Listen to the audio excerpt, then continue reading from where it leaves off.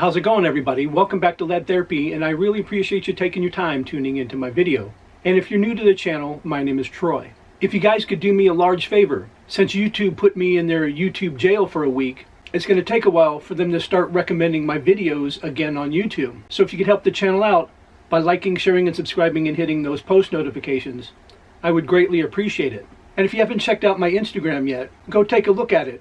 It's Lead 1789 Therapy. It's Second Amendment content, but done a little bit differently. And if you go check it out, let me know what you think of it. There are tens of millions of people that have to choose what they're going to do about their pistol stabilizing braces. Whether they're going to comply with the government and register them as short-barreled rifles, or take off their stabilizing braces. And also there's people that just won't comply at all. And now we're finding out that there are some Arkansas sheriffs that are saying that they will not enforce the new ATF ruling on pistol stabilizing braces. The Garland County Sheriff joined several others across the state in announcing Friday he will not enforce a new federal rule that requires the registration of stabilizing braces on pistols. The rule, signed by Attorney General Merrick Garland, reclassified pistols equipped with these braces as short-barreled rifles, which already must be registered. The ATF is concerned that people are using these against their shoulder as a short-barreled rifle instead of a pistol, and which they've said numerous times in the past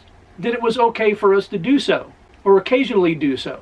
It'll soon be a felony to own pistols that have braces attached to them. If owners do not want to register the braced pistols, the ATF said they can attach longer barrels, throw them away, turn the guns in to be destroyed. Garland County Sheriff Mike McCormick published an open letter Friday saying his office will not assist the federal government in enforcing this rule, calling it an infringement on Second Amendment rights. Several Arkansas sheriffs have said the same thing. They're essentially going to turn a blind eye to someone who's breaking the law, said Matt Bender, a University of Arkansas professor. They have the discretion to do that. Bender said sheriffs point to a law passed 2 years ago that essentially says Arkansas can reject any any federal rulings passed after January 2021.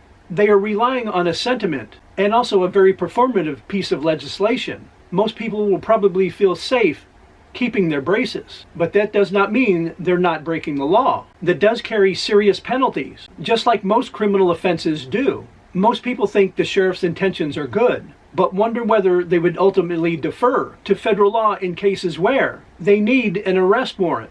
And the courts should get involved and strike down this federal ruling. The ATF said people affected by this ruling will have 120 days to comply once it takes effect. And now we need sheriffs all across the country and step up and do the same thing that these sheriffs are doing in Arkansas. This is blatantly unconstitutional. And people say it time and time again, and it's true. The ATF does not make laws. Congress does. And they shouldn't have, and they should never have been given the power to make these rules. As always, I would really like to hear your thoughts about the story in the comment section down below. And please don't forget to help the channel out and also help the channel grow by liking, sharing, and subscribing and hitting those post notifications.